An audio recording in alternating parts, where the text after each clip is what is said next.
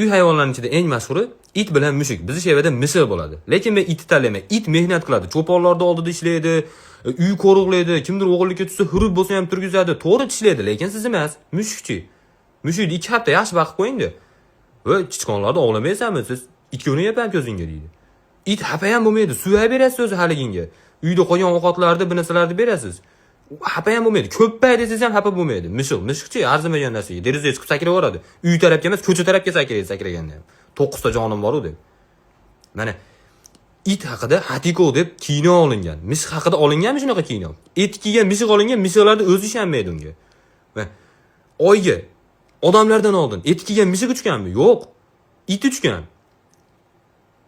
Tomam doim jeriga kun bermaydi. Tushunyapsizlarmi? Mushuk unaqa mana bo'rini it simonlarga kiradi deydi, to'g'rimi? Lekin qaysi kalla bilan sherni mushuk simonlarga kirgizib qo'ygansizlar? Mushuk sher simonlarga kira olmaydi. Kim ularning nomini ko'tarib